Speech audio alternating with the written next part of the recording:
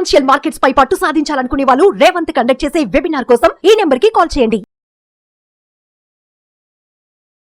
నమస్తే, welcome to Suman TV. నేను విష్ణు. ప్రస్తుతంతో పాటు certified financial planner doctor Bachchu Anil Kumar గారు ఉన్నారు. వారితో మాట్లాడదాం.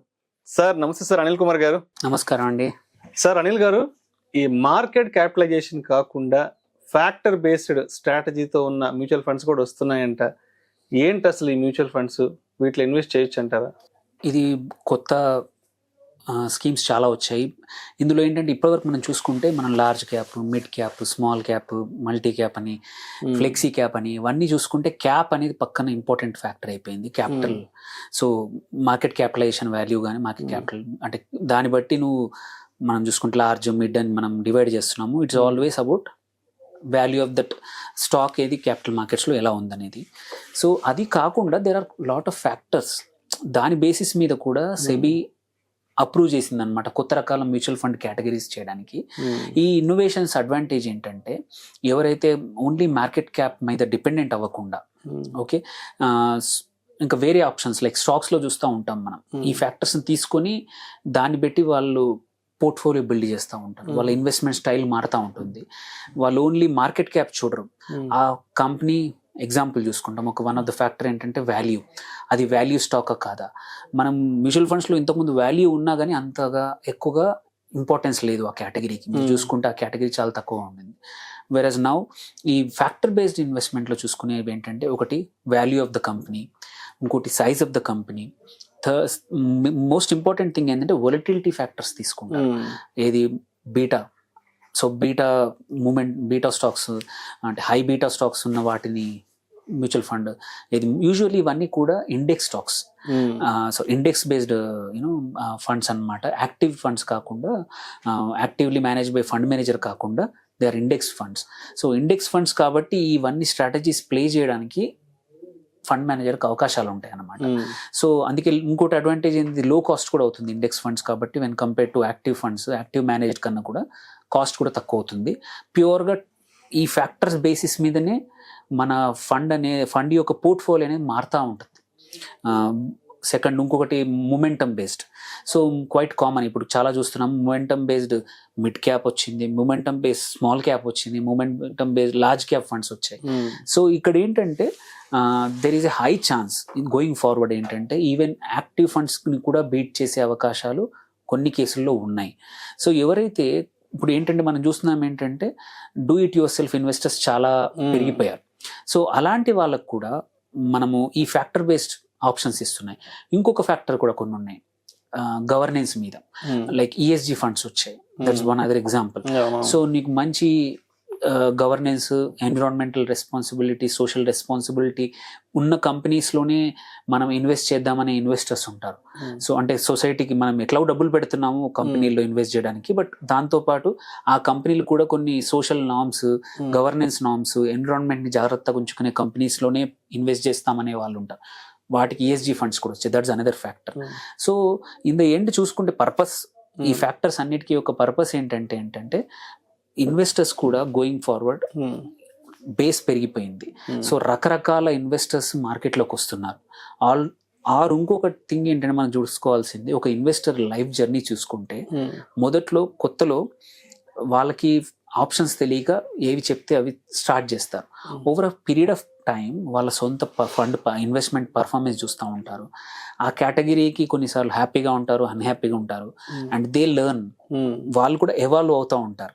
సో ఒక ఎక్స్పీరియన్స్డ్ పేషెంట్ డాక్టర్ కన్నా ఎక్కువగా అడ్వైజ్ ఇవ్వగలిగే సిచ్యువేషన్ వచ్చినట్టే ఒక experienced investor over 20 years 30 years టైంలో ఎవాల్వ్ అయిపోయి ఇలాంటి ఫ్యాక్టర్స్ బేస్డ్ ఇన్వెస్ట్మెంట్ మీద డిమాండ్ పెరిగిపోయింది మార్కెట్లో. అండ్ ఇన్ఫర్మేషన్ కూడా చాలా పెరిగిపోయింది.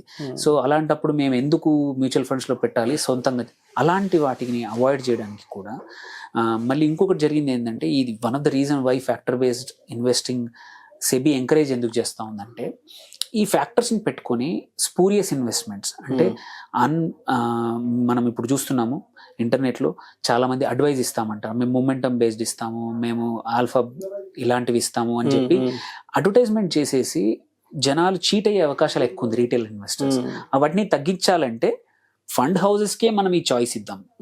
దానివల్ల ఏంటంటే ఎక్కువ మంది ఇన్వెస్టర్స్ ఇట్లాంటి మోసపూరితమైన ఆఫర్లకు కానీ వాటి వైపు వెళ్లకుండా స్టిల్ ఒక regulated industry, mutual fund is regulated industry. Every Paisa invested లెక్క ఉంటుంది, ఎవరి దగ్గర ఉంది అనేది థర్డ్ పార్టీ రిజిస్ట్రార్ ఉంటారు.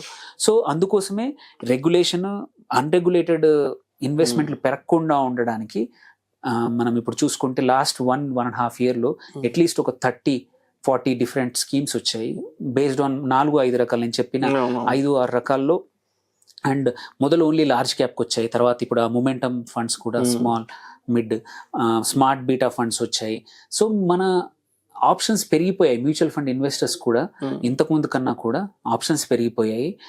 ఎవరైతే ఎడ్యుకేటెడ్, సొంతంగా కొంచెం నాలెడ్జ్ పెంచుకునే ఇన్వెస్టర్స్ ఉన్నారో వాళ్ళు దే కెన్ ఈవెన్చువల్లీ ఏంటంటే ఇదే మనం చూసాం డెవలప్డ్ మార్కెట్స్లో కూడా యాక్టివ్లీ మేనేజ్ ఫండ్ నుంచి స్లోగా ఇండెక్స్ ఫండ్కి జనాలు మూవ్ అవుతూ ఉంటారు కొంచెం portfolio.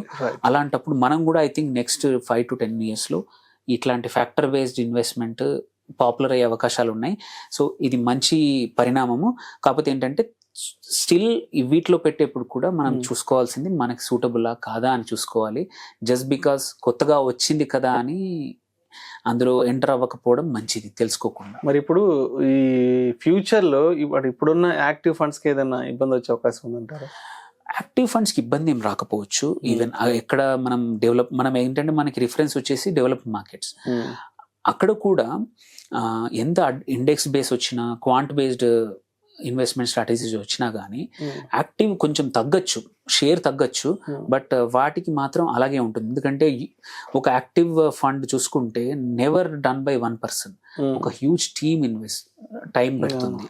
And there is a high chance that success అనేది యాక్టివ్ ఫండ్లో ఎక్కువ ఉంటుంది. అండ్ సో హ్యూమన్ ఇంటర్వెన్షన్ ఉంది, they always go beyond what is numbers. మనం చూసుకుంటే ఇప్పుడు ఈ క్వాంట్ బేస్ స్ట్రాటజీస్ కానీ వాల్యూ స్ట్రాటజీస్ కానీ ఒక నంబర్స్ బేసిస్ మీద, ఒక డేటా బేసిస్ మీదనే డిసిషన్ తీసుకుంటారు. వెరాజ్ యాక్టివ్ ఫండ్ మేనేజర్స్ చూసుకుంటే ఒక కంపెనీ XYZ కంపెనీ ఉంది, లిస్టెడ్ కంపెనీ ఉంది, అందులో పెట్టాలా వద్దా అని చెప్పే ముందు వాళ్ళు ఆ ఫ్యాక్టరీకి విజిట్ చేస్తారు, వాళ్ళ ఆఫీసెస్లో విజిట్ చేస్తారు, వెళ్ళి చాలా కేసుల్లో నిజంగానే వాళ్ళకి ఒక గోడౌన్ ఉందా, ఫ్యాక్టరీ ఉందా, నిజంగానే వీళ్ళకి చెప్పిన వెండర్స్ ఉన్నారా లేదా. లైక్ ఎగ్జాంపుల్ XYZ కంపెనీ ఒక 50% ఆఫ్ దేర్ ఎక్స్పెన్సెస్ ఒక వెండర్కి ఇస్తా ఉంది, ఆ వెండర్ అతను ఉన్నాడా లేదా. వెరాజ్ ఈ ఇండెక్స్ ఫండ్స్ కానీ ఇట్లాంటి ఆటోమేటెడ్ క్వాంట్ ఫండ్స్ కానీ అవన్నీ తెలియవు వాటికి, somebody else has to do. వెరాజ్ యాక్టివ్లో చూసుకుంటే చాలా మటుకు ఒక ఫండ్ ఒక కంపెనీలో, కొత్త కంపెనీలో వాళ్ళ పోర్ట్ఫోలియో యాడ్ చేసుకోవాలంటే థర్డ్ పార్టీ ఏజెన్సీస్ని పంపించి లేదా వాళ్ళ ఫండ్ మేనేజర్ని, వాళ్ళ అనలిస్ట్లను పంపించి ఇవన్నీ చూసుకున్నాకే వాళ్ళ పోర్ట్ఫోలియో యాడ్ చేస్తాయి. So that ensures that investor is safe. So ఇది ఐ థింక్ రిప్లేస్ అయితే అవ్వదు, there is market share compulsory అటువైపు వెళ్తుంది. సో ఇట్స్ లైక్ ఎవాల్వ్ అవుతుంది కానీ, but active funds will have its own say. And జనాలకి returns కొన్ని కంపల్సరీ కొన్ని ఫండ్స్ బీట్ చేస్తూ ఉంటాయి. దే విల్ బి ఫ్యూచర్లో also good methods to invest అండి. Thank you sir, thank you so much Anil గారు. థ్యాంక్ యూ అండి.